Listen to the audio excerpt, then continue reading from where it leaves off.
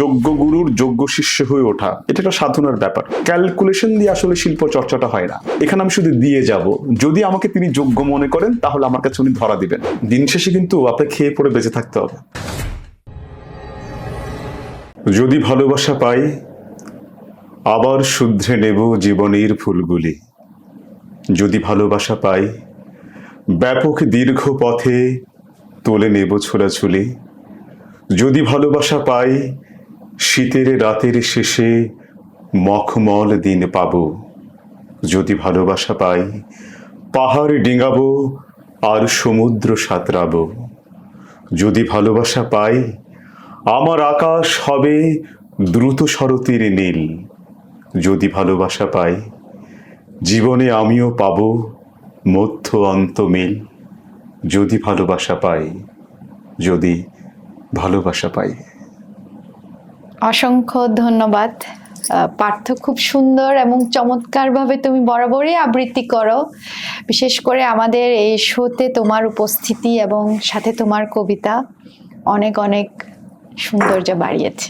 ধন্যবাদ। অনেক ধন্যবাদ। সুপ্রিয় দর্শক, আমি ডালিয়া, বরাবরের মতন আপনারা দেখছেন দ্য নেক্সট জেন শো। আজকে দেখতেই পাচ্ছেন আমাদের সঙ্গে একজন তরুণ আবৃত্তিকার, একজন শিল্প সংগঠক, সাথে হচ্ছে একজন প্রশিক্ষক। তিনি রিসেন্টলি শিল্পকলার একাডেমিতে নাট্যকলার বিভাগে সম্ভবত তিনি প্রশিক্ষক হিসেবে সংযুক্ত হয়েছেন এবং আমরা খুবই গর্বিত ওনাকে নিয়ে, কারণ আমরা ওনার জার্নিটা অনেক, ওনার শুরু থেকেই দেখেছি খুবই ছোট বয়স থেকে উনি শিল্পকলায় আবৃত্তি শিখতে আসতেন এবং আজকে তিনি প্রশিক্ষক, একজন দুর্দান্ত উপস্থাপক। চলুন তাহলে কথা না বাড়িয়ে আপনাদের সবার সঙ্গে পরিচয় করিয়ে দিচ্ছি পার্থ প্রতিম মহাজনের সঙ্গে। কেমন আছো পার্থ? আমি ভালো আছি, আপনি কেমন আছেন? আমি খুব ভালো আছি এবং তোমাকে আবারও আমাদের নেক্সট জেন শো আজকে বিশেষ পর্বে অনেক অনেক সুস্বাগতম। আমিও কৃতজ্ঞতা আপনাদের প্রতি, আপনারা আমাকে আমন্ত্রণ জানিয়েছেন, এটা আমার খুব ভালো লেগেছে।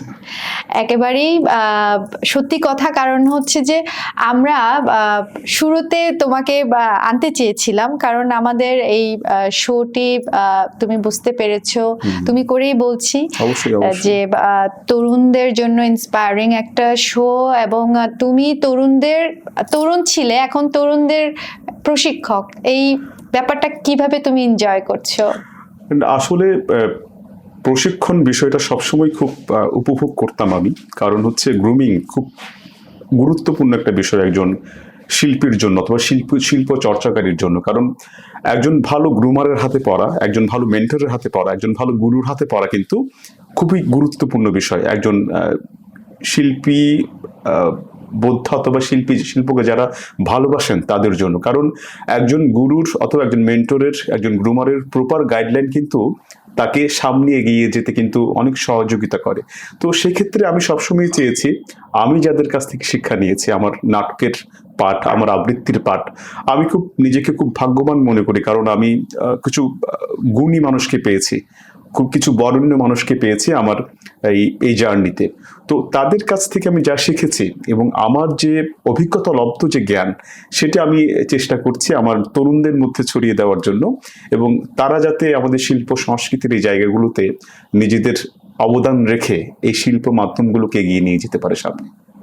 খুবই চমৎকারভাবে বলেছো, এবং এই যে গুরু এবং শিষ্যদের মাঝে তুমি যে একজন সেতু হয়ে আছো, তোমার গুরুরাও আশা করি যারা আমাদের শ্রদ্ধেয় ভাজন যারা আছেন আমাদের শোটা দেখবেন এবং বলবেন যে পার্থকে দেখতে পাচ্ছি এবং সুন্দর করে কথা বলে যাচ্ছে, শুধুমাত্র উপস্থাপক হিসাবে নয়, একজন গল্পকার হিসাবেও।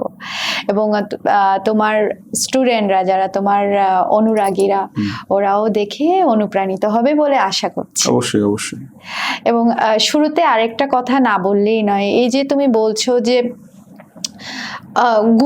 সঠিক গুরুর সান্নিধ্যে তুমি থেকেছো এবং ওনাদের অনুপ্রেরণায় তুমি আজকে এই জায়গায় আসতে পেরেছো, এবং আমরা সুদূর ভবিষ্যতে তোমার আরো সফলতা দেখতে পারবো। তবে একটা কথা জিজ্ঞেস করতে ইচ্ছে করছে, সেটা হচ্ছে গুরুর সান্নিধ্যে সকলে পায়, কিন্তু সকলে কেন পার্থপ্রতিম মহাজন হয়নি? না, এই প্রশ্নটার উত্তর আসলে আমি কিভাবে দিব আমি ঠিক জানি না। কারণ যোগ্য গুরুর যোগ্য শিষ্য হয়ে ওঠা এটা একটা সাধনার ব্যাপার। কারণ হচ্ছে যারাই যে কোনো শিল্প মাধ্যমে যখন কাজ করতে যায়, আমি সবসময় বলি কোনো চাওয়া পাওয়া নিয়ে যদি কোনো কাজ করা শুরু করা হয়, সেখানে যদি চাওয়া পাওয়ার যে ব্যত্যয়টা যদি ঘটে, তখন কিন্তু সমস্যা, তখন কিন্তু শিল্প চর্চার পথে ব্যাঘাত ঘটে। তো আমি মনে করি শিল্প সাধনা এগুলো একদম নির্মোহভাবে করতে হবে। আমার খ্যাতি আসুক না আসুক, আমার অর্থ আসুক না আসুক, আমাকে লেগে থাকতে হবে। তো হয়তোবা সে ধরনের মন মানসিকতা নিয়ে শুরু করেছিলাম বলে আজকে হয়তোবা যতটুকু যে জায়গায় এসেছি হয়তো ওটার জন্যই। কিন্তু এখনকার প্রজন্মের মধ্যে তো অনেক কিছুই দেখছি, কারণ তারা খুব ক্যালকুলেটিভ, তারা অনেক কিছু হিসেব করে, এক পা বাড়াতেও হিসেব করে, এক পা পেছাতেও হিসাব করে। তো এই ক্যালকুলেশন দিয়ে আসলে শিল্প চর্চাটা হয় না। আমি এতটুক দেব, এতটুক দেওয়ার পর ওই পরিমাণ আমার রিব্যাক পাবো, এই বিষয়টা কিন্তু শিল্পের মধ্যে হয় না। এটা একটা মহাসাগরের মতো, এখানে আমি শুধু দিয়ে যাব। যদি আমাকে তিনি যোগ্য মনে করেন তাহলে আমার কাছে উনি ধরা দিবেন। এমন না আমি শিখেছি, আমি শিল্পী হয়ে গেছি, আমি অভিনয় করছি অনেক বড় তারকা হয়ে গেলাম, আবৃত্তি করছি অনেক বড় আবৃত্তি শিল্পী হয়ে গেলাম, তা কিন্তু না। নিরবিচ্ছিন্ন সাধনার মাধ্যমে কিন্তু একটা লম্বা পথ তাকে চলে যেতে হয়। সেই চলার মধ্যে দিয়ে কেউ কেউ পায়, কেউ কেউ হারিয়ে যায়, সবাইকে সবকিছু ধরা দেয় না। তো আমি মনে করি যাত্রাটা এমনই, এখানে যারা সততার সাথে নিষ্ঠার সাথে লেগে থাকেন, দিন শেষে কোথাও না কোথাও গিয়ে তারা সফল হন। আবার এটাও সত্যি সকলে সফল হয়ে ওঠেন না এই জায়গার মধ্যে, সফলতা সকলকে ধরা দেয় না, এটাও সত্য। তো আমার কথা হচ্ছে আপনার মধ্যে যদি সেই ডেডিকেশন থাকে, সেই অধ্যবসায় থাকে, সেই ভালোবাসা ভালো লাগাটা যদি থাকে, তাহলে আমি মনে হয় আপনি কোনো না কোনো সময় গিয়ে অবশ্যই সফল হবেন। এবং আমি খুবই আস্তিক একজন মানুষ, আমি মনে করি শিল্প চর্চা এগুলোর সাথে সবসময় একটা ডিভাইন স্পিরিচুয়াল বিষয় জড়িত। এখানে একজন তপস্বীর মতো হতে হয়, একজন সন্ন্যাসীর মতো হতে হয়। সেই ত্যাগ, তিতিক্ষা, শুদ্ধতা, সেই জিনিসগুলো নিয়েই কিন্তু শিল্প চর্চাটা করতে হয়। যদি এর মধ্যে আপনার কোনো ধরনের কমার্শিয়াল বিষয় চলে আসে, কোনো ধরনের চাওয়া পাওয়া চলে আসে, কোনো ধরনের ফেম আনফেম এই বিষয়গুলো চলে আসে, তখন মনে হয় না যে আসলে এটা খুব একটা সফলভাবে কাউকে ধরা দেয়। কারণ এটা তাকেই ধরা দেয় যে এটার যোগ্য। এটা আমি বিশ্বাস করি মনে প্রাণে। খুব ভালো বলেছো। আর তুমি যেটা বলছিলে the show must go on, আমরা ব্যাক স্টেজে কথা বলার সময় তুমি এই কথাটা আমাকে মনে করিয়ে দিয়েছো। এই যে তুমি বলছো যে সফলতাটা আসলে ধরা দেয়, সবার কাছে আসে না। এই সোনার হরিণটা পাওয়ার মানে ইজিয়েস্ট ওয়ে আমি জিজ্ঞেস করব না, কিভাবে পেতে পারে যারা এখনো এই সফলতাটা ধরতে পারেনি? আসলে সফলতাটা শর্টকাট কোনো ওয়ে নেই, ইটস এ লং ওয়ে। এটা অনেক লম্বা পথ, লম্বা জার্নি করে আসতে হয়। সেটার জন্য কি কি লাগতে পারে? সেটার জন্য আসলে কি কি লাগতে পারে, একজন মানুষের কি কি গুণাবলী থাকতে পারে? না, অবশ্যই তাকে তো খুব ডেডিকেটেড হতে হবে এই মাধ্যমটার প্রতি। আপনি চিত্রকলা বলি, নাট্যকলা বলি, অথবা ফিল্ম মেকিং বলি, অথবা যে কোনো শিল্প মাধ্যম বলি, ওই শিল্প মাধ্যমের প্রতি ডেডিকেশনটা থাকতে হবে। আপনার যদি ডেডিকেশন না থাকে, ভালো লাগা না থাকে, ওটা কিন্তু আপনার কাছে একটা পর্যায়ে বার্ডেন হয়ে যাবে। আপনি যদি মনে করেন যে আমি ফেম পাওয়ার জন্য এখানে এসেছি, ফেম পাচ্ছি না, ঠিক আছে আমি এটা ছেড়ে দিয়ে চলে যাই, তাহলে কিন্তু আপনাকে ধরা দেবে না। আপনাকে নিরবিচ্ছিন্নভাবে এটাকে ভালো লাগতে হবে, সেই ভালো লাগাটাকে আপনাকে অনুভব করতে হবে। যদি আপনি ভালো লাগে আপনার, দেখবেন যেটা আপনার বার্ডেন মনে হবে না, মনে হবে আপনি হাজার কাজ করেন, দেখবেন মনে হবে যে খুব ইজি বিষয়। কিন্তু যে জিনিস করতে আপনি আনন্দ পান না, যেটা আপনার ভালো লাগে না, এটা অল্প করলে কিন্তু আপনি বিরক্ত চলে আসবে আপনার মধ্যে। আপনার বলবেন ভালো লাগছে না, আমি কাজটা করতে পারছি না। আর আরেকটা বিষয় খুব গুরুত্বপূর্ণ এই ক্ষেত্রে, ভালো লাগলেই যে হবে তা কিন্তু না, লেগে থাকতে হবে। আপনাকে বলছিলাম শো মাস্ট গো অন। আমার একটা বিখ্যাত নাটকের সংলাপ মনে পড়ছে, স্ত্রীর পত্র রবীন্দ্রনাথের। ওখানে মৃণাল একটা চরিত্র, ওখানে মৃণাল বলছে যে একটা শেষ পর্যায়ে গিয়ে বলছে, ছাড়ুক মা ছাড়ুক বাপ, মীরা কিন্তু লেগেই রইল, এই লেগে থাকাই কিন্তু বেঁচে থাকা। আমি বাঁচলুম, আমি বেঁচে থাকবো, লেগে থাকতে হবে। এই লেগে না থাকলে আপনার একটা পর্যায়ে গিয়ে আপনি নিজেই বুঝবেন যে আসলে জিনিসটা আপনার জন্য না। লেগে থাকার জন্য ভালোবাসা দরকার, গভীর অনুভব দরকার, এবং অবশ্যই একটা, আমি বলি না আমাদের কি বলে, আপনাদের বুদ্ধিস্টের মংস আছে, আমাদের হিন্দুদের সন্ন্যাসী আছে, সন্ন্যাসী তপস্বীর মতো তাকে একদম পরিপূর্ণ শুদ্ধতা বলে, শুদ্ধতা জিনিসটা নিয়ে কাজ করতে হয়। আমাদের একটা টার্ম আছে গ্রোটেস্ক, হোলি অ্যাক্টর। একজন অভিনেতাকে পরিপূর্ণ পুরোহিতের মতো হতে হয়, সেই পুরোহিতের মতো একদম তার মাইন্ড সোল পবিত্র হতে হবে, তারপর সেই ক্যারেক্টারের মধ্যে ঢুকতে হবে। এটা অ্যাক্টিং মেথডের কথা। তো ওই হোলিনেসটা আপনার মধ্যে আনতে হবে, সেই শুদ্ধতা আপনার মধ্যে আনতে হবে, সেই ত্যাগ, সেই তিতিক্ষা আপনার মধ্যে আনতে হবে। আমরা যারা নাটক করছি, আবৃত্তি করছি, আমাদের কিন্তু অনেক ত্যাগ করতে হয়েছে, আমরা অনেক কিছু ছেড়ে কিন্তু এটা করছি, এবং কাজ করতে গিয়ে অনেক ধরনের প্রতিবন্ধকতা আছে। এটা আপনিও জানেন, আমিও জানি খুব ভালো করে বাংলাদেশের প্রেক্ষাপটে। তবুও কিন্তু একটা বড় অংশ এরা কিন্তু সংস্কৃতি বিমুখ হয়নি, তারা নাটক করে যাচ্ছে, গান করে যাচ্ছে, তারা আবৃত্তি করে যাচ্ছে, এবং তারা কিন্তু এই বিষয়গুলি খুব মুখিয়ে নেই যে এটা করলে আমি এটা পাবো। তারা কিন্তু নির্মোহভাবে করে যাচ্ছে। এর মধ্যে কেউ কেউ নাম যশ পেয়েছে, আবার কেউ পায়নি। যারা পায়নি তারা কিন্তু হতাশ না, তারা কিন্তু তাদের কাজ করে যাচ্ছে। বিষয়টা এমন হওয়া উচিত যে আপনার কাছে জিনিসগুলো ধরা দিক না দিক, আপনাকে আপনার কাজ করে যেতে হবে। ওই ভগবান বলেছেন না যে কর্ম করে যাও, ফলের আশা করো না। সিম্পল কথা হচ্ছে কর্মটা করে যেতে হবে, ফল যদি যোগ্য হয়ে অবশ্যই পাবো, টুডে টুমরো। আমি খুব বিশ্বাস করি মনে প্রাণে। আমি তোমার কিছু ব্যক্তিগত বিষয়ে কাজ করতে চাই, কারণ অনেকেই এখান থেকে অনুপ্রেরণা খুঁজে পাবে, সাহস খুঁজে পাবে নিজের স্বপ্নকে হাসিল করার জন্য। আমি জানি যে তুমি চট্টগ্রামে সিটি কলেজে অনার্স পড়তে, এবং অর্থনীতি বিভাগে সেটাও দুর্দান্ত একটা সাবজেক্ট, খুব ভালো কলেজ, এবং সেই সাথে তোমার থার্ড ইয়ার, মেবি তুমি ফোর্থ ইয়ার, আচ্ছা সেকেন্ড ইয়ার ছিল, সরি। তো এরপরে তুমি হঠাৎ করে কিভাবে তোমার মনে হলো যে চিটাগং ইউনিভার্সিটিতে তুমি পরীক্ষা দিবে এবং আবার তুমি নতুন ভাবে অনার্সে ভর্তি হবে? এই যে ড্রপ আউট হওয়া এবং নতুন একটা জার্নিতে লাইফ লিড করা, সেটাও এবং টোটালি ডিফারেন্ট একটা সাবজেক্ট, নাট্যকলা নিয়ে পড়াশোনা করার তুমি সিদ্ধান্ত নিলে। এই মোটিভটা কিভাবে চেঞ্জ হলো এবং কিভাবে তুমি সাহসটা করলে, ফ্যামিলিকে কিভাবে কনভিন্স করলে? এই বিষয়ে একটা কথা আমি আগেই বলে রাখি যে আমার স্কুল কলেজ দুটো ক্ষেত্রে কিন্তু আমি কালচারালি খুব ইনভলভ ছিলাম। তো আমি যখন মানে কি উচ্চ মাধ্যমিক পাশ করলাম, পাশ করার পর আমি প্রমাতে ভর্তি হলাম। প্রমা একটা আবৃত্তি সংগঠন, চট্টগ্রামের খুবই বিখ্যাত আবৃত্তি সংগঠন সারা বাংলাদেশে।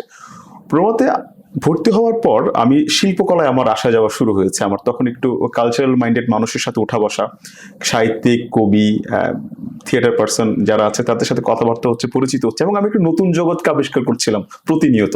এবং যে জগৎটা আমার কাছে খুব সারপ্রাইজিং, মানে এমনও জগৎ থাকতে পারে, এই আর্ট, কালচার, চিত্রকলা, নাট্যকলা, সঙ্গীত, এত চমৎকার জায়গায়। কারণ আমরা যেখানে থাকি ওখানে আশেপাশে কিন্তু খুব একটা ওই সাংস্কৃতিক পরিবেশ নেই। আমাদের সাংস্কৃতিক চর্চাটা করতে গেলে শিল্পকলার দিক, মানে আমাদের চট্টগ্রামের যেটা প্রাণকেন্দ্র জিসি, ওখানে ওই জায়গাটা আসতে হয়। শিল্পকলা, থিয়েটার ইনস্টিটিউট সব একদম শহরের প্রাণকেন্দ্রে। হ্যাঁ, তো যখন প্রমাতে আমার আসা যাওয়া শুরু হয় তখন আমি থিয়েটার, নাটকটা বুঝতে শুরু করি। কিন্তু আমার মন থেকে ইচ্ছে ছিল যে মানে কি আমি যদি পড়ি হয়তো বা লিটারেচার রিলেটেড কোনো কিছু, অথবা জার্নালিজম, না হলে এই পারফর্মিং আর্ট কোনো একটা কিছু নিয়ে পড়বো। তো ইন দ্য মিন টাইম আমি পাশ করার পর ন্যাশনালে পরীক্ষা দিয়েছিলাম, এবং সাথে সাথে আমি চট্টগ্রাম বিশ্ববিদ্যালয়ে পরীক্ষা দিই। তখন আমি ওয়েটিংয়ে ছিলাম চট্টগ্রাম বিশ্ববিদ্যালয়, কিন্তু ন্যাশনাল ইউনিভার্সিটিতে আমার হচ্ছে সাবজেক্ট পেয়ে যাই অর্থনীতি আমার কলেজ পড়ে সিটি কলেজ।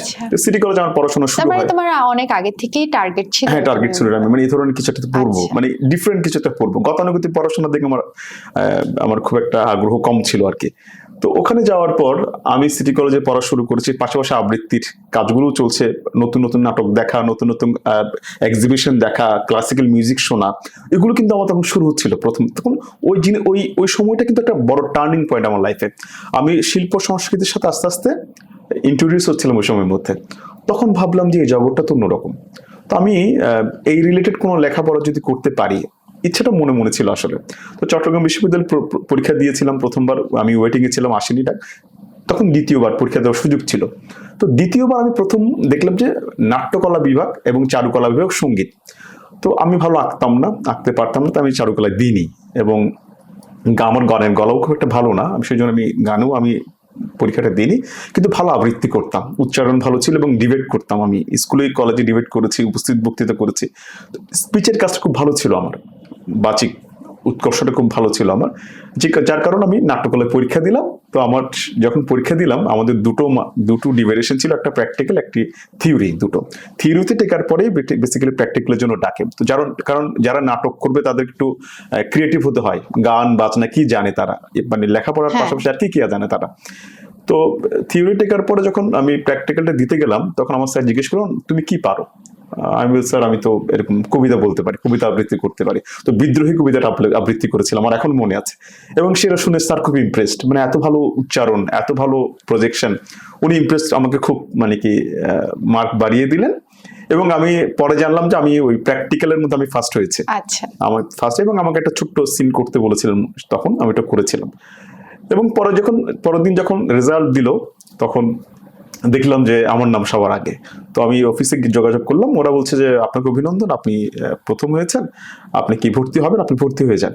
তো আমার স্যারও বললেন, হ্যাঁ তুমি তো, তোমার উচ্চারণ খুব ভালো, তুমি ভালো করবে, এরকম আমাকে খুব ইন্সপায়ার করলেন স্যার।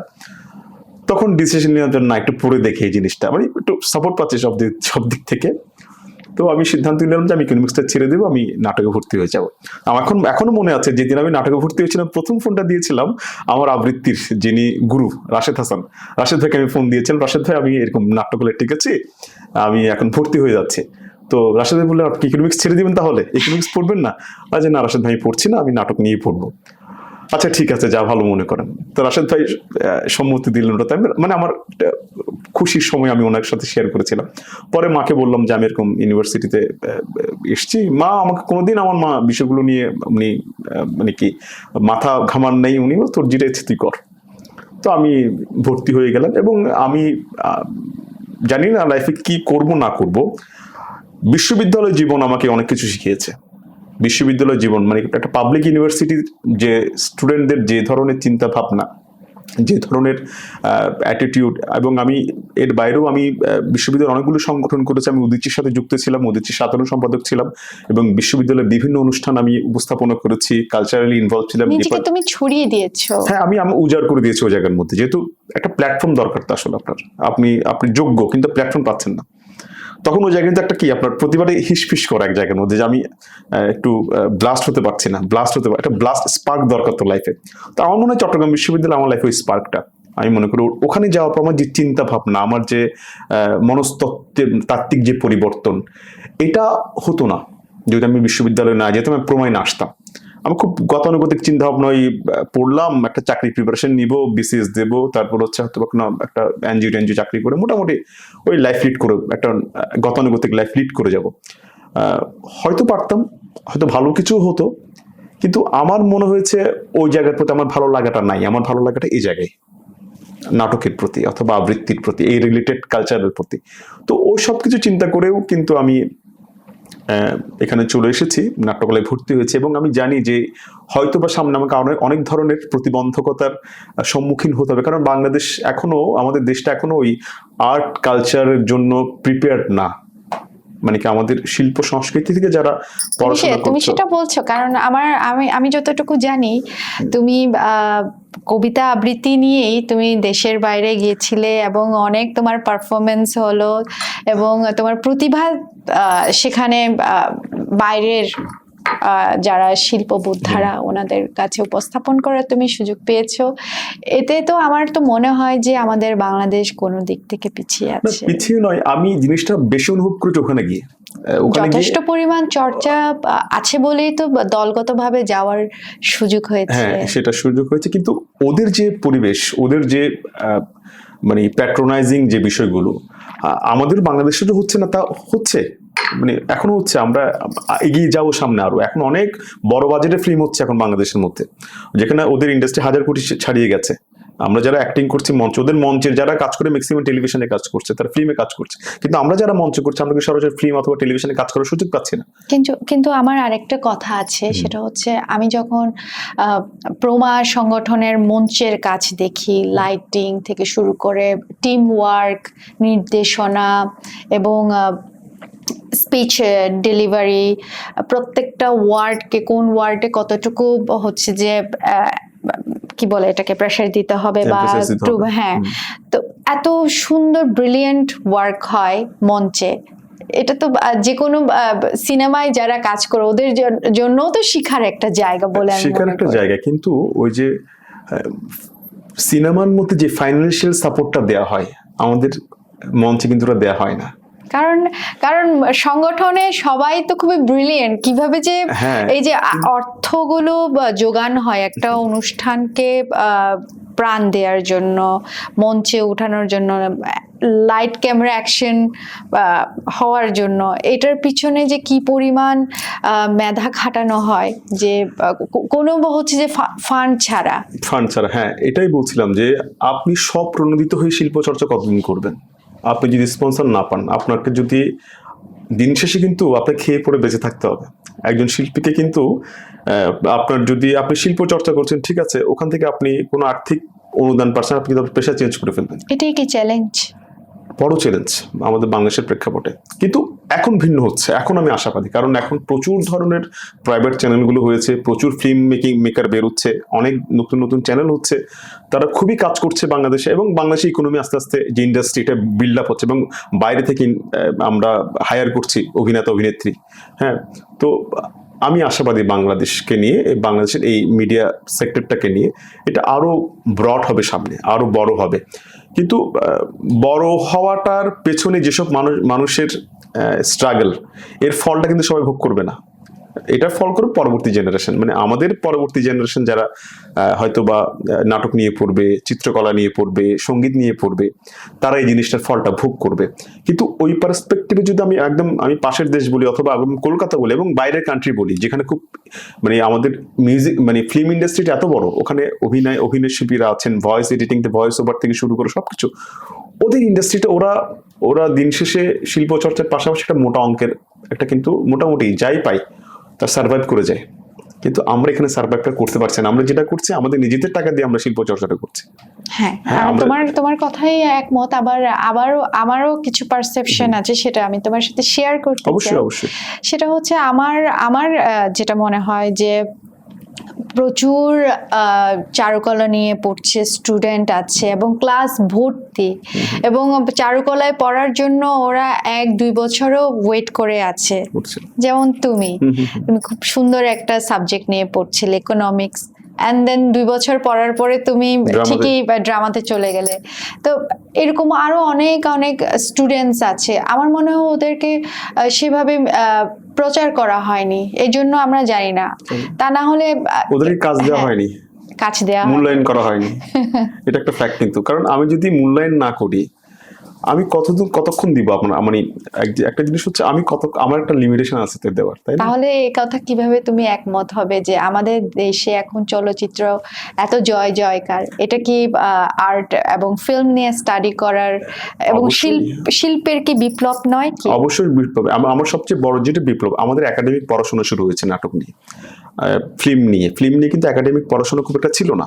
এখন মানুষ বুঝতে শিখেছে, ইন্টারন্যাশনাল ফিল্মগুলোর সাথে মানে মানুষের বোধের জায়গাটা বেড়েছে, মানুষ অ্যাওয়ার্ডও পাচ্ছে। তারা কিন্তু, এবং আমি দেখেছি অনেক ফিল্ম মেকারের ফিল্ম কিন্তু ওই যে আমাদের বিখ্যাত আন্তর্জাতিক যেসব চলচ্চিত্র উৎসব ওখানে যাচ্ছে। এবং এটা কেন হচ্ছে? কারণ মানুষ এখন কনসার্ন ফিল্ম নিয়ে, সংস্কৃতি নিয়ে, ওই যে কবিতা নিয়ে, পোয়েট্রি নিয়ে, ড্রামা নিয়ে, থিয়েটার নিয়ে, তারা কিন্তু বোঝে এগুলো। এই বোধটা কিন্তু এমনি তৈরি হয়নি। এই বোধ তৈরির পেছনে কিন্তু মানে কি অনেকগুলো নিরবিচ্ছিন্ন শিল্পকর্মী, মানে নাট্যকর্মী, আবৃত্তি কর্মী, সঙ্গীত কর্মী বলি, শিল্পী বলি না, কারণ শিল্পীটা অনেক বড় জায়গায়, কর্মী কাজ করে যাচ্ছে, তাদের এই কন্ট্রিবিউশনের জন্য কিন্তু আজকের এই মাইন্ডসেটটা তৈরি হয়েছে আমাদের। এবং আমাদের একাডেমিক পড়াশোনা, চারুকলা, তারপর নাটক, সঙ্গীত, একাডেমিক পড়াশোনা হচ্ছে, এবং আমাদের গভর্নমেন্ট যেসব সার্কুলার হচ্ছে ওখানে সঙ্গীত বিষয়টা রাখছে, নাটক বিষয়টা রাখছে। ছেলে মেয়েদের কিন্তু আস্তে আস্তে বিষয়গুলো নিয়ে, এগুলো কিন্তু আমরা পাইনি আমরা যখন প্রাইমারিতে ছিলাম অথবা হাই স্কুল উঠেছি। এখন কিন্তু এই জিনিসগুলো হচ্ছে। হ্যাঁ, কেন হচ্ছে? কারণ দিন এখন দিন আপগ্রেড হচ্ছে upgrade হচ্ছে, এবং upgrade হচ্ছে। টেকনোলজি একটা একদম, ফ্যাক্ট। একদম, একদম। আমরা বাইরে দেশের যারা শিল্প চর্চা করছে ওদেরটাও দেখতে পাচ্ছি, একদম। নিজেদেরটাও দেখতে পাচ্ছি, তো আমরা তো ম্যাচ করতে পারছি আমরা Match কোথায় করতে আছি, পারছি। আমাদের অবস্থান কোথায়। আবার এটা কিন্তু নেগেটিভ সাইডও আছে। নেগেটিভ সাইডটা কিরকম আমি বলি, যেমন আমরা যেভাবে মানে কি উদ্দেশ্যহীনভাবে সময় দিয়ে গেছি কোনো এক্সপেকটেশন ছাড়া, বর্তমান জেনারেশন কিন্তু ওটা করে না। তারা খুব ক্যালকুলেটিভ, বললাম না আপনাকে, যে তারা খুব হিসাব করে যে আমি ওখানে যে কাজ যাবো 1 ঘন্টা সময় দিব, এটার আউটপুটটা কি, কি পাবো ওখান থেকে, আমি কোনো ফাইন্যান্সিয়াল এড পাবো, কোনো মানে কি অন্য কিছু পাবো, ওরা কিন্তু ক্যালকুলেট। কিন্তু একটা সময় আমরা কিন্তু করেছি কোনো কাজ নিয়ে মানে কি অন্য কোনো যাই থাকুক, সন্ধ্যাটা আমি রিহার্সালের জন্য আমি বরাদ্দ, আমি সন্ধ্যায় রিহার্সালই করবো, দুনিয়া সব কাজ বাদ, এবং পারিবারিক অনুষ্ঠান বাদ, সামাজিক অনুষ্ঠান বাদ, এবং আমাদেরকে অসামাজিক তকমা দেওয়া হয়েছে মানে পরিবারের বখাটে মানে বকে যাওয়া ছেলে এরকম তকমা দেওয়া হয়েছে। পারিবারিক সবকিছু বাদ করে কিন্তু কি করেছে, আমরা থিয়েটার চর্চা করেছি সন্ধ্যার পরে। এখনকার জেনারেশন এটা করে না। ওরা যদি বলে আপনি একটা কাজ করে দিতে, উনি আগে পর কত টাকা দিবেন আমাকে, মানে এটা কিন্তু একটা প্র্যাকটিক্যাল ইস্যু। টাকাটা ফ্যাক্ট, কারণ সে ওটা করে কিন্তু জীবন ধারণ করবে। কিন্তু এটাও ঠিক যে আপনি সবকে টাকা দিয়ে পরিমাপ করতে গেলে কিন্তু আপনার যে শিল্পের যে মানে কি নান্দনিকতা, অথবা এটাকে কি বলবো, যে মাহাত্ম্য অথবা যে ধরনের বিষয়গুলো, ওগুলো কোনো না কোনো জায়গায় কিন্তু গিয়ে। আচ্ছা, রবীন্দ্রনাথ কি নোবেল পাওয়ার জন্য কি সঞ্চিতা লিখেছেন আমি জানি না। উনি কি জানতেন নোবেল পাবেন? উনি তো জানতেন না। উনি নোবেল কোন পরে দেওয়া হয়েছে। আটটা সঞ্চিতা লেখা সম্ভব, মানে কি 8টা বিদ্রোহী কবিতা লেখা সম্ভব? 8টা জীবনানন্দ দাস কি তৈরি করা সম্ভব? 8টা মানিক বন্দ্যোপাধ্যায় অথবা বিভূতিভূষণ অথবা তারাশঙ্কর গঙ্গোপাধ্যায় অথবা কাজী নজরুল? সম্ভব তো না। ওনারা যুগে যুগে একবারই এসছে। ওনারা কিন্তু ওরকম বলে না যে আমি একটা বিদ্রোহী কবিতা লিখছি, আপনি আমাকে কয় টাকা দেবেন। ওটা কিন্তু ওনারা বলেনি কোনো সময়। কারণ তারা হচ্ছে শিল্পের সেন্ট, মানে তারা শিল্পের সাধক। তারা করে গেছেন তাদের কাজগুলো তারা কোনো ধরনের প্রত্যাশা ছাড়া করে গেছেন, এবং সেটা মহাকালের পাতায় সেটা কি হয়েছে, স্বর্ণাক্ষরে লিখিত হয়েছে। এখন জেনারেশন পর জেনারেশন, কেন আমি রবীন্দ্রনাথকে নিয়ে আলোচনা করব, কেন আমি নজরুলকে নিয়ে আলোচনা করব, কেন তারা এখন প্রাসঙ্গিক? এমন করে এক বৃন্তে 2টি কুসুম হিন্দু মুসলমান, অথবা আমি যদি বলি রবীন্দ্রনাথের কথা, ভগবান তুমি যুগে যুগে দুধ পাঠিয়েছো বারে বারে দয়াহীন সংসারে, তারা বলে গেল ক্ষমা করো সবে, বলে গেল ভালোবাসো, অন্তর হতে বিদ্বেষ বিষ্ণাসো। মানে আমার কথা হচ্ছে, এনারা কিন্তু ওই ধরনের কোনো চিন্তা করে শিল্প সৃষ্টি করেনি। তাদের বোধ, তাদের যে নির্যাস, তাদের যে চেতনা, তাদের যে মেধা, ওটাকে অনুভব করে তারা সেটার প্রকাশ ঘটিয়েছেন। এবং সেই প্রকাশ আমাদের সাথে, আপনার সাথে। আপনার কি কোনো সময় মনে হয়েছে অনন্ত প্রেম, যখন প্রেমে পড়েছি আমি, হয়তো যদি ভালোবাসা পাই, মনে হয়েছে কবিতাটা আমার জন্য লেগেছে? অথবা রবীন্দ্রনাথের অনন্ত প্রেম, তোমার এই যেন ভালোবাসি আছি যুগে যুগে শতবার। মানে প্রত্যেকটা মানুষ প্রেমে পড়লেও কোথাও না কোথাও রবীন্দ্রনাথকে স্মরণ করে। হ্যাঁ, কোথাও না কোথাও। আবার যখন আমরা খুব মানে কি কষ্ট পাই, তখন আমরা স্মরণ করি, যাহারা তোমার বিষায়েছে বায়ু, যাহারা তোমার বিষায়েছে তব বায়ু। একটা লাইন ছিল, তুমি কি তাদের করিয়াছো ক্ষমা, তুমি কি বেসেছো ভালো, একটা লাইন ছিল ওখানে এর মধ্যে। তো অথবা নজরুলের আমি বিদ্রোহীর অনক্লান্ত, আমি সেই দিন হব শান্ত, যবে উৎপীড়িতের ক্রন্দন রোল, আকাশে বাতাসে ধ্বনিবে না, অত্যাচারীর খর্গ কৃপান ভীম রণভূমি রণিবে না। তো এগুলো তো আমরা স্মরণ করি, মনে হচ্ছে এগুলো আমাদেরই কথা। কোথাও না কোথাও গিয়ে মনে হচ্ছে এটা আমাদেরই কথা, মানে কথাটা আমাদেরই। এটা রবীন্দ্রনাথের কথা মনে হচ্ছে না। অথবা আমাদের জীবনানন্দ দাস, 1000 বছর ধরে আমি পথ হাঁটিতেছি পৃথিবীর পথে। হ্যাঁ, জীবনের কোন একটা পর্যায়ে গিয়ে কিন্তু মানুষ, জীবনানন্দ দাসকে যেমন ডিপ্রেশনে গ্রাস করেছিল একটা পর্যায়ে গিয়ে, আমাদের কিন্তু গ্রাস করে। কোথাও গিয়ে আমরাও জীবনানন্দ দাস হয়ে যায়। মানে জীবনের যে রূঢ়তা, একটা মানুষ ট্রামের নিচে পড়ে মারা গেছেন, ট্রাম কিভাবে চল আমরা জানি, মানে উনি কি পরিমাণ মানে হতাশা, মানে ডিপ্রেশনে থাকলে একটা মানুষ মানে ট্রামের নিচে পড়ে অ্যাক্সিডেন্ট করতে পারে। তো আমাদের জীবনেও কিন্তু এই জিনিসগুলো আছে, আমরা অনুভব করি বলেই আমরা জীবনানন্দকে পড়ি। আচ্ছা, জীবনানন্দ দাস ট্রামের নিচে পড়ে মারা গেছেন? উনি ট্রাম অ্যাক্সিডেন্টে মারা গেছেন। আমি এখনই জানলাম। হ্যাঁ, তো অথবা শক্তি চট্টোপাধ্যায়, তারাপদ রায়, যারা খুব শক্তিমান কবি, আচ্ছা, আবার যাই, জীবনানন্দ দাশের বয়স কত হবে তখন? উনি খুব এই অল্প বয়সে accident-এর সময়? ডেটটা এক্সাক্ট মনে নেই, উনি অল্প বয়সেই মারা গেছেন জীবনানন্দ আচ্ছা, দাশ। ওনার এবং ওনার কিছু অটোবায়োগ্রাফি নিয়ে একটা ফিল্মও হয়েছে সম্ভবত, এবং আচ্ছা। এর আগেও ওনার অটোবায়োগ্রাফি নিয়ে অনেক মঞ্চ নাটক হয়েছে, লেখালেখি হয়েছে। তো ওনার অটোবায়োগ্রাফি পড়লে আপনি বুঝবেন ওনার জীবনটা কিন্তু খুব একটা মানে সুখের ছিল না, অনেকটা ভ্যান গগের মতো। ভ্যান গগ আপনার মানে কি জীবদ্দশায় তার মানে কি মূল্যায়ন পায়নি, সে না খেতেই পেয়ে কিন্তু মারা গেছে। কিন্তু পরবর্তীতে সেই ভ্যান গগের চিত্র কিন্তু পৃথিবীর হ্যাঁ, সবচেয়ে মূল্যবান। মূল্যবান, মানে জীবিত কালে কিন্তু মূল্যায়ন পাননি, কিন্তু মূল্যায়নটা পাচ্ছেন মৃত্যুর পরে। হ্যাঁ, তো আমাদেরও এরকম এটা হয় পৃথিবীতে, যে আমরা আসলে জীবিত থাকতে মূল্যায়ন করতে পারি না। আচ্ছা পার্থ, তোমার মানে কি মনে হয় যে এখনকার জেনারেশনরা মঞ্চের প্রতি ইন্টারেস্টটা কি কমে যাচ্ছে, নাকি ওদের বাড়ছে দিন দিন? আমার আবার কাছে সেক্ষেত্রে শিক্ষকদের যারা হচ্ছে প্রশিক্ষক, ওনাদের ভূমিকা কি এখানে? প্রথম কথা, বর্তমান generation they are so fast, তারা অনেক ফাস্ট, তারা বোকা না, তারা কিন্তু বোঝে কোনটা ভালো কাজ কোনটা খারাপ কাজ। তারা কিন্তু খুব, তাদের আইকিউ অনেক শার্প, আমাদের চেয়ে অনেক এগিয়ে তারা, কারণ তাদের পুরো দুনিয়া তাদের হাতের মুঠোয়। তারা কিন্তু এখানে বসে জেনে বলছে লন্ডনে কি কাজ হচ্ছে, অথবা ইউএসএ তে কি কাজ হচ্ছে। হ্যাঁ, তারা কিন্তু এখানে বসে জেনে ফেলে।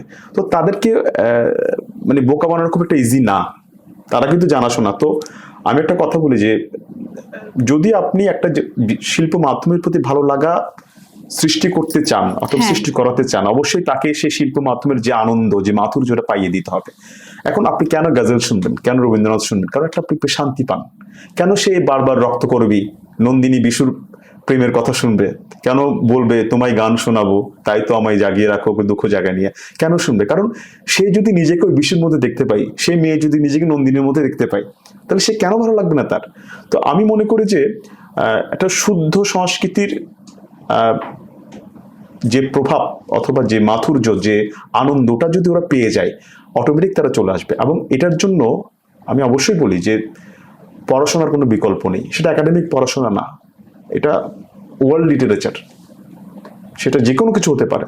একজন থিয়েটার কর্মীকে ইকোনমিক্স সম্বন্ধে জানতে হবে, একজন থিয়েটার কর্মীকে কিন্তু আপনার ডাক্তারের মেডিকেল টার্মগুলো জানতে হবে, কারণ সে যদি এখন ডাক্তারের চরিত্র করে তারা কি কি টার্ম ইউজ করে। একজন থিয়েটার কর্মীকে কিন্তু একটা জাজের, সে কিভাবে ডেড সেন্টেন্সের লেখার পর কি করে, কলমটা কিভাবে ভাঙে, হ্যাঁ, সে যখন ইয়েটা পড়ছে কিভাবে পড়ছে, তার কস্টিউমটা কি হবে, তার ইনার সাইকোলজি কি হবে, তার বডি ল্যাঙ্গুয়েজটা কি হবে, তার ইমপ্রেশনটা কি হবে, তার প্রজেকশনগুলো কিভাবে হবে, এগুলো কিন্তু একটা স্টাডির বিষয়। নাটকটা এমন না যে এটা আসলাম মঞ্চে এসে একটা করে দিলাম, এখন কিন্তু ওই টার্মিনোলজি থেকে নেই, কিন্তু এখন দুনিয়াটা অনেক এগিয়ে গেছে।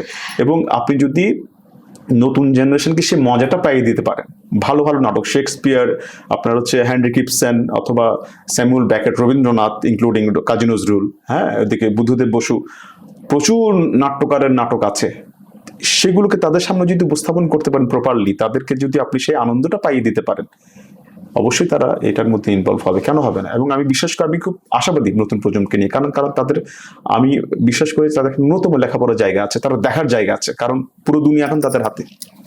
হ্যাঁ, আমি তোমাকে এই প্রশ্নটাই করতাম যে নতুন প্রজন্মদের সম্ভাবনাটা কি, তুমি কি দেখেছো রিসেন্টলি, তুমি যে শিল্পকলায় প্রশিক্ষক হিসেবে জয়েন করেছো এবং ছাত্রদের সাথে তুমি মাত্র সংযোগ হতে শুরু করলে, কি সম্ভাবনাটা তুমি দেখলে সেটা তো তুমি বলেই দিলে। হ্যাঁ, এবং এটার একটা পজিটিভ দিক বললাম, আমার নেগেটিভ হচ্ছে তারা খুব দৌড়াচ্ছে, খুবই কম্পিটিটিভ এনভায়রনমেন্ট, খুব দৌড়াচ্ছে, সকালে একটা, রাতে একটা, বিকেলে আরেকটা, অনেক কাজ, অনেক প্রোগ্রাম, অনেক প্রশ্ন এখন আমার হাতে তোমাকে করার।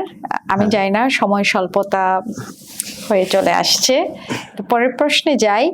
নাটক তোমাকে কি দিয়েছে যা অন্য কোনো কিছু দিতে পারেনি?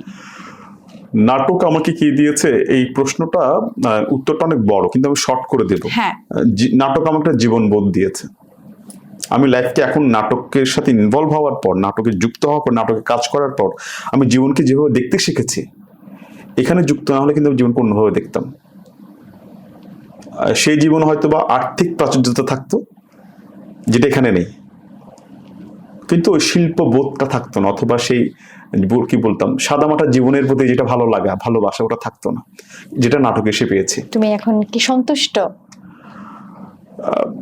সন্তুষ্ট বললে আসলে প্রশ্নটা খুবই বিতর্কিত থেকে যায়, কারণ সন্তুষ্ট যদি হয়ে যান আপনি, তাহলে আপনার যাত্রা ওখানেই শেষ। একজন শিল্পী কখনো সন্তুষ্ট হতে পারে না। কিন্তু মানুষ হিসেবে তো একজন মানুষকে অবশ্যই সন্তুষ্ট থাকা দরকার। আমি আরো বেটার হতে চাই। আমি যে পার্থ এখন আছে, আমি আরো বেটার জায়গায় যেতে চাই। আমারও অনেক ভুল ত্রুটি আছে, আমারও অনেক, আমি জানি সেটা। পার্থ কি সুখী? অবশ্যই আমি যা আছি কৃতজ্ঞতা ঈশ্বরের প্রতি যা দিয়েছেন। তাহলে তো তুমি সন্তুষ্ট। কৃতজ্ঞতা, কিন্তু আমি আরো চাই, আরো ভালো করতে চাই, মানে কি গেট মোর, মানে কি ডু মোর, একটা বলে না, করে যেতে চাই। থেমে গেলে ওই শো মাস্ট গো অনের মতো, যে থেমে গেলে তো শেষ। চলো আমরা কথা না বাড়িয়ে একটা র্যাপিড ফায়ার একদম করব। সেটা হচ্ছে ভাবার সময় নেই, মঞ্চ না ক্যামেরা? মঞ্চ। অভিনয় না পরিচালনা? পরিচালনা। বই না সিনেমা? বই। রবীন্দ্রনাথ না জীবনানন্দ? বোথ। একজনকে। রবীন্দ্রনাথ। রিহার্সেল না পারফরমেন্স? অবশ্যই রিহার্সেল। সকাল না রাত? দুটোই ম্যান্ডেটরি। শিক্ষক না শিক্ষার্থী, কোনটা হতে পছন্দ করো? দুটোই, কারণ বিশ্বজোড়া পাঠশালা মোড়, আমি সবার ছাত্র, আমি প্রতিনিয়ত শিখছি। আসলে একজন শিক্ষক কিন্তু একদিক দিয়ে কিন্তু শিক্ষার্থী, কারণ সে যেটা পাঠটা দেবে সে কিন্তু শিখে এসেছে, এবং সামনে যেটা পাঠটা তার ভবিষ্যতে যে শিক্ষার্থীকে যে পাঠটা দেবে ওটার জন্য তাকে স্টাডি করতে হয়। কিন্তু বাংলাদেশকে কেমন দেখো তুমি? বাংলাদেশকে নিয়ে কেমন স্বপ্ন দেখো? বাংলাদেশকে নিয়ে অনেক ধরনের স্বপ্ন দেখি, কিন্তু সবচেয়ে বড় স্বপ্ন যেটা দেখি, বাংলাদেশকে কোনো একটা মাধ্যমে খুব ব্রাইটলি ওয়ার্ল্ডের মানুষ চিনবে। মানে কি সারা বিশ্বে বাংলাদেশে অনেক নেগেটিভ পার্সপেক্টিভ আছে, পজিটিভ পার্সপেক্টিভ আছে। তো আমি চাই যে বাংলাদেশের পজিটিভ পার্সপেক্টিভগুলো বেড়ে যায়। ফিল্ম, খেলাধুলা, গার্মেন্টস শিল্প, মানে বাংলা ব্র্যান্ড একটা জায়গায়। অলরেডি তো ভালো করছি, সেক্ষেত্রে কি মনে হচ্ছে না যে মিডিয়া কভারেজ এখানে কিছুটা? এখন দেখেন মিডিয়া কভারেজ কখন হবে? যখন আপনি ভালো কাজ করবেন, আপনি যখন কোনো ট্রেমান্ডাস কাজ করবেন, আপনি খুঁজে আনছেন না বিভিন্ন জায়গা থেকে, মিডিয়া কিন্তু খুঁজে নেবে। ভালো না কাজ না হলে মিডিয়া কাকে খুঁজবে? কিভাবে পজিটিভ থাকা যায়? এক্সপেকটেশনটা একদম কম রাখা। এক্সপেকটেশন কম রাখলে সব এভরিথিং ইজ পজিটিভ। এক্সপেকটেশন বাড়াবেন, পজিটিভ নেগেটিভ অনেক কিছু খেলা শুরু হয়ে যাবে। চলো তোমার স্বপ্নের কথা বলো, আর আমাদের নেক্সট জেন শো দর্শকদের জন্য কিছু উপদেশ বলবো। তোমার চাওয়া কি আমাদের নেক্সট জেন শো দর্শকদের, আর তোমার স্বপ্নের কথা বলো। না, আমার স্বপ্নটা হচ্ছে, যেহেতু আমি একটা মাধ্যম চুজ করে ফেলেছি, আমি মৃত্যুর আগ পর্যন্ত এই মাধ্যমে থাকতে চাই। আমাকে সবাই অভিনেতা, নাট্য নির্দেশক অথবা শিক্ষক, নাটকের অন্য সাবজেক্টের না, নাটক এই পরিচয়টাই নিয়ে কিন্তু আমি কবর অথবা শ্মশানে উঠতে চাই মৃত্যুর আগ পর্যন্ত। এবং আমার যারা শিক্ষার্থী তারা যাতে পরম্পরা তৈরি করে, এবং এই থিয়েটার মঞ্চের যাতে বাংলাদেশে আরো একটা আন্তর্জাতিক, মানে কি একটা ফেস তৈরি হোক, যাতে করে মানুষ চিনবে বাংলাদেশে খুব ভালো ভালো থিয়েটারের কাজ হচ্ছে, ইন্টারন্যাশনাল মানের কাজ হচ্ছে। বাইরে থেকে মানুষ দেখতে আসবে, আমাদের হায়ার করে নিয়ে যাবে বাইরে মঞ্চ নাটক দেখার জন্য, আমাদের কাজ দেখার জন্য। এই স্বপ্নটা খুব দেখে আমি খুব ভালো, এবং সবচেয়ে ইম্পর্টেন্ট খুব একটা ভালো জেনারেশন তৈরি, মানে শিল্প সংস্কৃতি বলতে একটা ভালো জেনারেশন তৈরি করতে মানে তৈরি হবে, এই স্বপ্নটা আমি দেখি। মানে খুব একটা খুব একটা কিছু একটা হলো, আমি একটা লাইফে এসে একটা বলে দিলাম, টিকটক করে ফেললাম, এগুলো এই জেনারেশন থেকে বাদ দিয়ে একটা বোদ্ধা জেনারেশন, ইন্টেলেক্ট জানাশোনা জেনারেশন, বই পড়বে, কবিতা পড়বে, ফিল্ম দেখবে, সমালোচনা করবে, বিশ্ব রাজনীতি নিয়ে কনসার্ন থাকবে, বাংলাদেশের রাজনীতি নিয়ে কনসার্ন থাকবে। এরকম একটা খুব ট্রেমেন্ডাস সব জেনারেশন আমি চাই, স্বপ্ন দিকে বাংলাদেশের হবে, এবং এটা হবেই, আমি এটা মানে আশাবাদী হবে। আর যদি এমন হয় যে অলরেডি তোমার যে স্বপ্নটা সেটা বাস্তবায়ন হয়ে আছে? না, বাস্তবায়ন হলে কিন্তু কথাটা বলতাম না, ইটস অন প্রসেস। এটা ভালো থেকে ভালো তো না হতো আমরা ইউএসএ হয়ে যেতাম, তাই না? আমেরিকা, লন্ডন, ওসব জায়গার মতো আমরা করছি, আমাদের প্রয়াসটা হচ্ছে, এবং এটা জারি থাকুক, অব্যাহত থাকুক, যেটা আমাদের সামনে আরো একটা সমৃদ্ধ একটা জাতি গঠনে আমাদেরকে ভূমিকা পালন করবে আমাদের পেছনে। আড্ডা শেষ করতে ইচ্ছে করছে না, কিন্তু সময়ের স্বল্পতার জন্য আজকে আমাদের অনুষ্ঠান এখানে এখানে আপাততর জন্য সমাপ্ত করছি। একদম একদম। তবে কবিতা তো চলতে থাকবে, গল্প, সাহিত্য, উপন্যাস, নাটক, সৃষ্টি, যত রকম সৌন্দর্য সেটা ধারাবাহিকতা বজায় থাকবে। কারণ তুমি বলছিলে একটা কথা, the show must go on. আর তোমাকে এত ব্যস্ততার মাঝেও আমাদের শোতে আসার জন্য কৃতজ্ঞতা এবং ধন্যবাদ জানাই। তোমার সুদূর ভবিষ্যতে আরো তোমার সফলতা দেখার আমাদের অপেক্ষা থাকবে এবং শুভকামনা রইল। আপনাদেরকেও ধন্যবাদ, আমাকে আমন্ত্রণ জানিয়েছেন, আমারও খুব ভালো লেগেছে।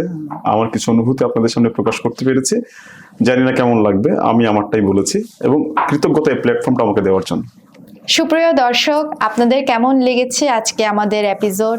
আমার তো খুব ভালো লেগেছে, কারণ বরাবরের মতো পার্থর সাথে আমার আড্ডা দিতে খুবই ভালো লাগে। আর আজকে নেক্সট জেন শোতে এটা আমাদের একটি কি বলবো, অনেক দিনের ইচ্ছে ছিল, স্বপ্ন ছিল, সেটা পূরণ হলো যে আমরা নেক্সট জেন শোতে এরকম শিল্প এবং সাহিত্য নিয়ে, কবিতা নিয়ে গল্প করব।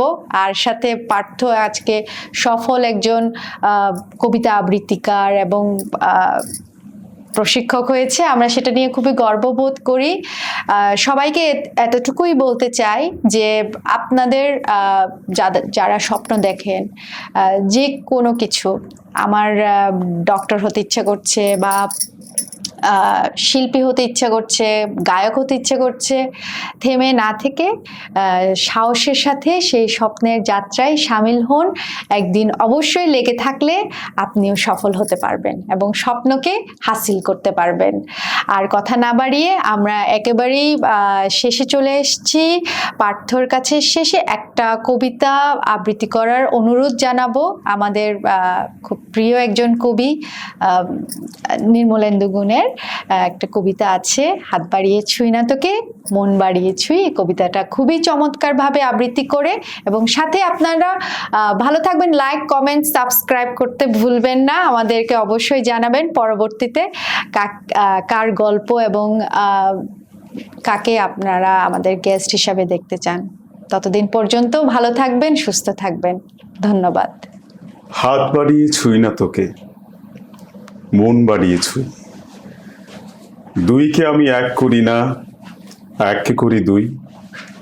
হেমের মাঝে শুই না যবে, প্রেমের মাঝে শুই।